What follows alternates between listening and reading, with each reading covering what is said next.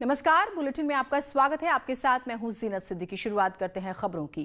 कन्नौज के सदर कोतवाली क्षेत्र के एक गांव में देर रात विषाक्त पदार्थ खाने से 30 ग्रामीणों की हालत खराब हो गई। प्रसाद की खीर खाते ही ग्रामीणों की बात करें तो उन्हें उल्टी आने लगी, चक्कर आने शुरू हो गए।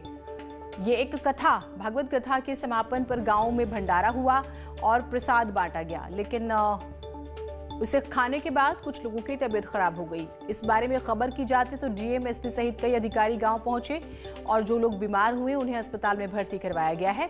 देर रात तक जिला अस्पताल में करीब 30 बीमार पहुंच चुके थे।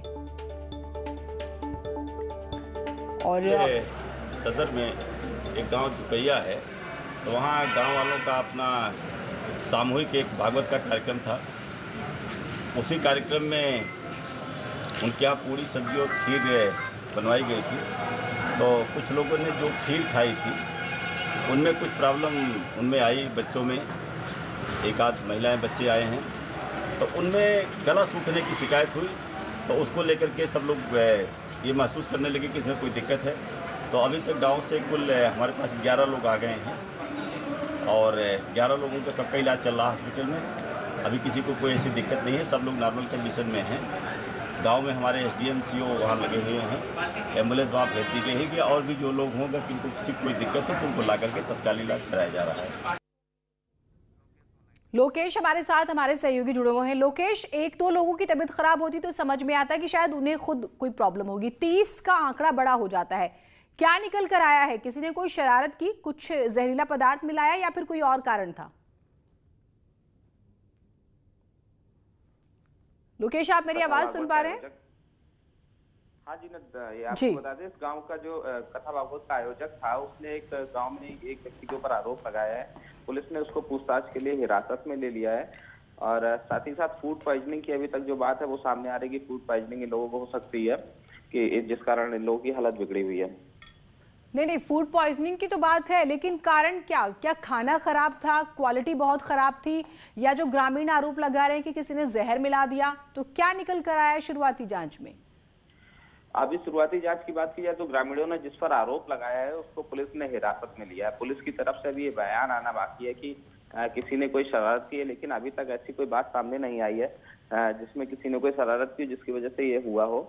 और डॉक्टरों का भी ये मानना है अभी कि जो है कुछ भोजन में कोई खराबी रही होगी, दूध वगैरह हो सकता है खराब क्या हो, और उसके बाद इन लोगों ने जो खीर खाई है उस वजह से इनको दिक्कत हुई हो। ठीक, बहुत शुक्रिया आपका तमाम जानकारियों के लिए। तो अभी जांच का विषय है कि कारण क्या हो सकता है, कि खाना खराब रहा हो या फिर किसी ने शरारत की हो। एक बड़ी खबर आ रही है प्रतापगढ़ से, जहां कार हादसे में 2 युवकों की मौत हो गई है। प्रतापगढ़ से बड़ी खबर है, कार बेलगाम होकर पेड़ से टकरा गई, 2 की मौत, 2 गंभीर रूप से घायल, जिला अस्पताल में कराया गया भर्ती। कानपुर से जौनपुर जाते वक्त यह हादसा हुआ है, रानीगंज कोतवाली क्षेत्र की घटना। रोहित हमारे साथ, हमारे सहयोगी जुड़े हैं। रोहित, क्या बड़ी वजह रही इस हादसे की?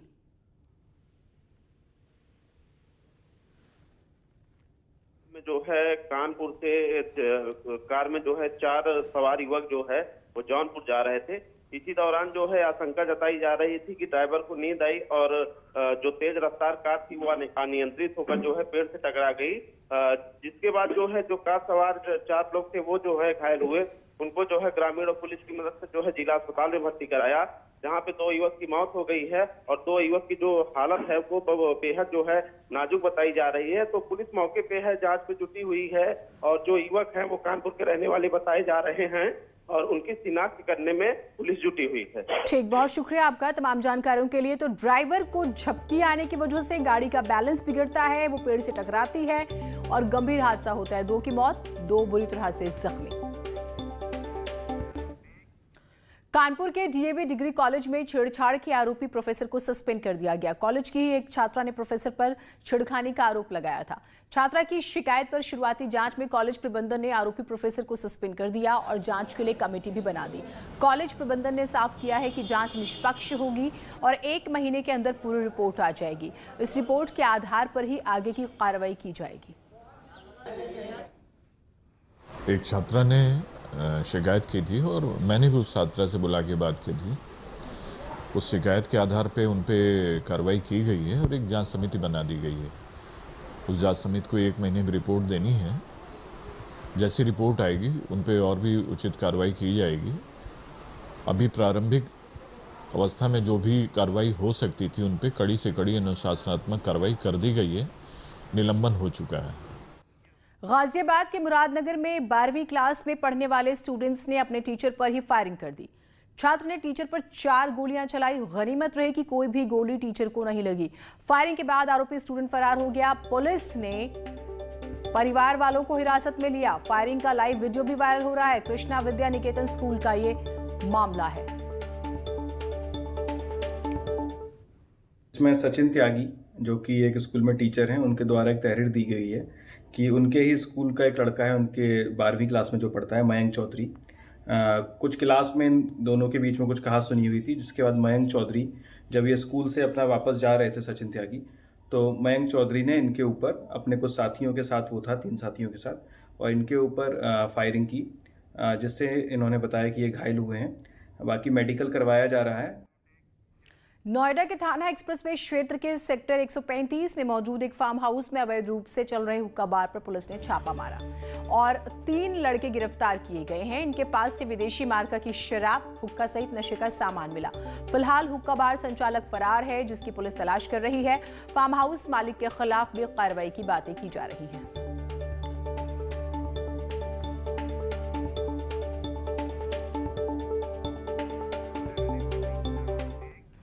लखनऊ एयरपोर्ट पर कस्टम विभाग ने सोने की तस्करी के 5 आरोपियों को गिरफ्तार किया है। 5 आरोपी दुबई से फ्लाइट के जरिए आए थे और अवैध तरीके से सोना छिपा कर लाए थे। आरोपियों के पास से 3 किलो 191 ग्राम सोना जब्त किया गया। कस्टम विभाग के मुताबिक बरामद सोने की कीमत 1 करोड़ 50 लाख से ज्यादा है। 5 आरोपी सोने का पेस्ट बनाकर अलग अलग सामान के साथ इसे छिपा कर लाए थे।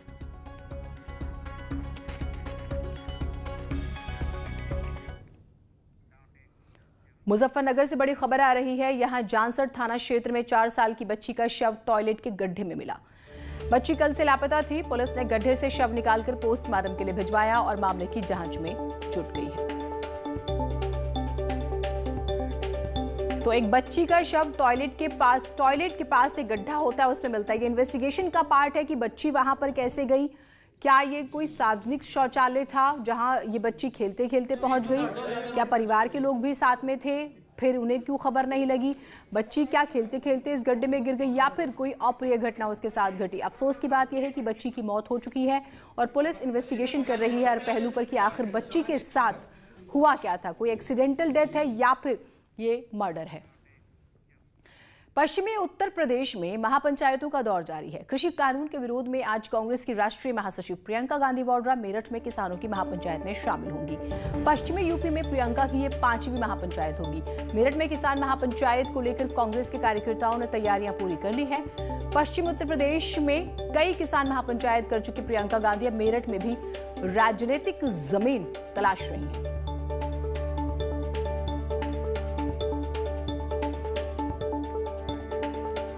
तो प्रियंका गांधी काफी एक्टिव मोड में, स्पेशली वेस्टर्न यूपी में, और ये माना जा रहा है कि किसान आंदोलन के जरिए कांग्रेस यूं तो यूपी में कभी बहुत ज्यादा हमें कहें कि मजबूत स्थिति में नहीं रही, लेकिन इस आंदोलन के जरिए अपने आप को मजबूत करने की कोशिश, और खास तौर से वेस्टर्न यूपी में जहां कभी भी वो स्ट्रांग नहीं रही।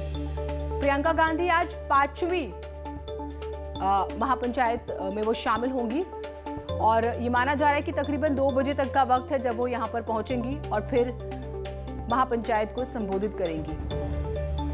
उमेश हमारे साथ, हमारे सहयोगी जुड़े हुए हैं। उमेश, लगातार प्रियंका गांधी एक्टिव मोड में नजर आ रही हैं। आज का जो शेड्यूल है उसको लेकर क्या जानकारियां आ रही हैं? या देखिए, मुजफ्फरनगर बिजनौर के बाद आज मेरठ के सरधना के कैली गांव में प्रियंका गांधी की महापंचायत होने जा रही है। इसे जय जवान जय किसान महापंचायत का नाम दिया जा रहा है। कांग्रेस की राष्ट्रीय महासचिव प्रियंका गांधी वाड्रा इसे संबोधित करेंगी।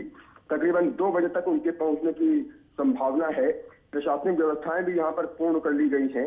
इससे पहले प्रियंका गांधी मथुरा में किसान पंचायत कर चुकी हैं, सहारनपुर में किसान पंचायत कर चुकी हैं, बिजनौर में किसान पंचायत कर चुकी हैं, मुजफ्फरनगर में किसान पंचायत कर चुकी हैं और आज बारी मेरठ की है।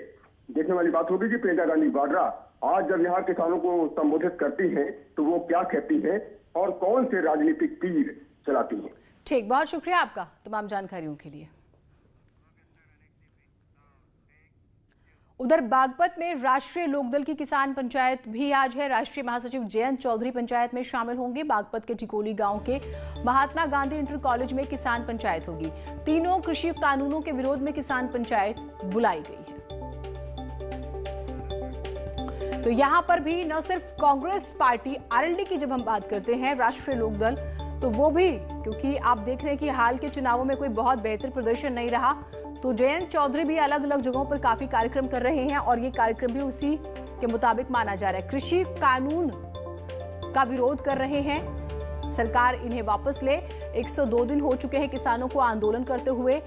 अब अलग अलग जगहों पे महापंचायत हो रही है। बागपत में जयंत चौधरी का ये कार्यक्रम है। शहजाद राव हमारे साथ जुड़े हुए हैं। शहजाद, जयंत चौधरी के कार्यक्रम के बारे में बताइएगा।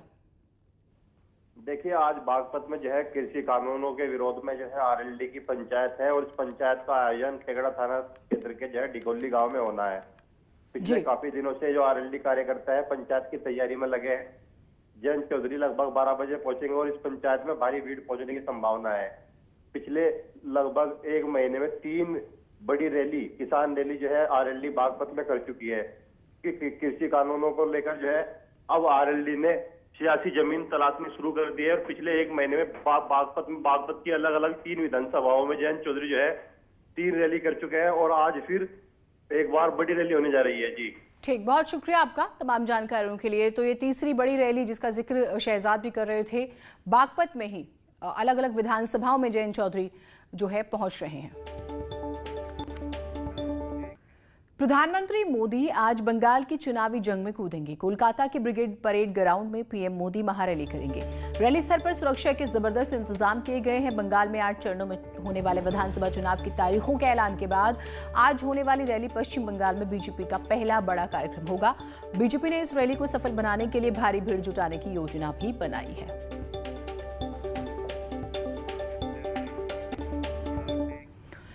रैली में फिल्म अभिनेता मिथुन चक्रवर्ती के मौजूद होने की भी संभावना है। मिथुन के बीजेपी में शामिल होने के कयास लगाए जा रहे हैं। देर रात मिथुन ने बीजेपी महामंत्री और बंगाल प्रभारी कैलाश विजयवर्गीय से मुलाकात की। पिछले महीने संघ प्रमुख मोहन भागवत से भी मिथुन ने मुलाकात की थी। तभी से बीजेपी में उनके शामिल होने की अटकलें लगाई जा रही थी।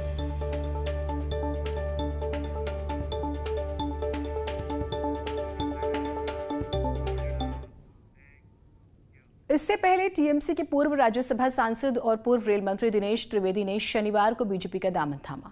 दिल्ली बीजेपी मुख्यालय में राष्ट्रीय अध्यक्ष जेपी नड्डा ने दिनेश त्रिवेदी को पार्टी की सदस्यता दिलवाई। दिनेश त्रिवेदी ने हाल ही में राज्यसभा की सदस्यता से इस्तीफा दिया। इस दौरान जेपी नड्डा ने कहा है कि दिनेश त्रिवेदी गलत पार्टी में सही आदमी थे, लेकिन अब हम कह सकते हैं कि सही आदमी सही पार्टी में।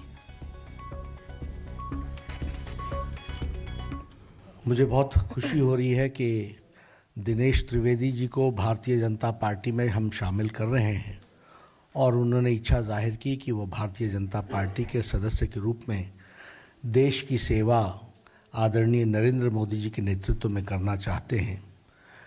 मैं अपनी ओर से और अपने सभी साथियों की तरफ से और करोड़ों कार्यकर्ताओं की तरफ से उनका हार्दिक अभिनंदन करता हूं, स्वागत करता हूं। दिनेश त्रिवेदी जी का राजनीति में एक लंबा अनुभव रहा है। प्रधानमंत्री के ड्रीम प्रोजेक्ट काशी विश्वनाथ का काम जोर शोर से शुरू हो चुका है। न्यूज 18 आपको दिखाने जा रहा है काशी विश्वनाथ की एक्सक्लूसिव तस्वीरें।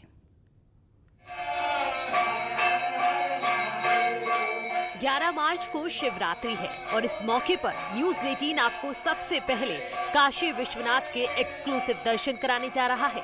काशी विश्वनाथ प्रधानमंत्री मोदी का ड्रीम प्रोजेक्ट है। इस मंदिर में आपको काशी की भव्यता और दिव्यता देखने को मिलेगी। इसके अलावा मंदिर में शिल्प और साहित्य का भी अनोखा संगम देखने को मिलेगा। विश्वनाथ धाम में मंदिर चौक लगभग बन करके तैयार हो चुका है, मूर्त रूप ले चुका है और ये वही चौक है जिसके वजह से काशी विश्वनाथ धाम यानी कि कॉरिडोर चर्चा में आया। 2022 के पहले कॉरिडोर को पूरी तरह से मूर्त रूप देने की कोशिश भी की जा रही है, जिसकी तस्वीरें आप देख सकते हैं। कॉरिडोर में कई ऐसे संग्रहालय और अन्य व्यवस्थाएं होंगी जो काशी के इतिहास को बयां करेंगी। उन्हीं में से एक होगा ये म्यूजियम, जो काशी की कला, सांस्कृतिक, साहित्य और शिल्प की विशेषता को दुनिया के सामने रखेगा। लोग इसमें 2 म्यूजियम बना रहे हैं, उसका भी नाम तो अभी तय नहीं हुआ है। 2 म्यूजियम बन रहा है। एक तो मुख्यतः जो हमारे वाराणसी के जितने भी कला है, म्यूज़िक है, साहित्य है, अन्य विधाएं हैं और भी जो चीज़ें वाराणसी की हैं, उनका एक म्यूजियम संग्रहालय बनाया जाएगा। पीएम मोदी के ड्रीम प्रोजेक्ट कॉरिडोर परियोजना की नींव साल 2009 में रखी गई थी, लेकिन शुरुआती दिनों में विश्वनाथ कॉरिडोर को लोगों का विरोध झेलना पड़ा था, जिसके चलते निर्माण कार्य कुछ समय के लिए रोक दिया गया। लेकिन जैसे जैसे इसकी तस्वीर सामने आ रही है, उस विरोध की आवाजें भी अब लगभग थम सी गई हैं। हॉल देख रहे हैं, वो एक ऐसा हॉल तैयार किया जा रहा है जो काशी की पहचान को दुनिया के सामने रखेगा। ये गैलरी जो 3 भागों में आप गैलरी देख रहे हैं, ऊपर तो कार्यालय रहेंगे, लेकिन जो बीच में जो गैलरी बनी हुई है वो काशी के शिल्पकारों का जो पहचान है, जैसे बनारसी सिल्क या फिर लकड़ी के खिलौने हुए या फिर जीआई टैग के जितने भी सामान हैं जो काशी को एक पहचान देते हैं, वो इन गैलरियों में सजावट में लगाई जाएगी। फिलहाल काशी विश्वनाथ का काम रफ्तार पकड़ चुका है और जल्द ही मंदिर का एक भव्य और दिव्य स्वरूप आपके सामने होगा, जिसकी पहली तस्वीरें न्यूज़ 18 ने आपके सामने रखी हैं। तो जो मंदिर का जो चौक है, इसकी जो एक्सक्लूसिव तस्वीरें हैं वो न्यूज़ 18 आप तक पहुंचा रहा है। और आने वाले शिवरात्रि पर ये गैलरी जो है, आने वाले जो पर्यटक हैं, जो सैलानी हैं, उनके सामने ये रखा जाएगा और ये बताया जाएगा कि आने वाले समय में ये जो गैलरी है, ये जो मंदिर चौक है, वो विश्वनाथ धाम के लिए कितना महत्वपूर्ण होगा। रवि पांडे, न्यूज़ 18 वाराणसी।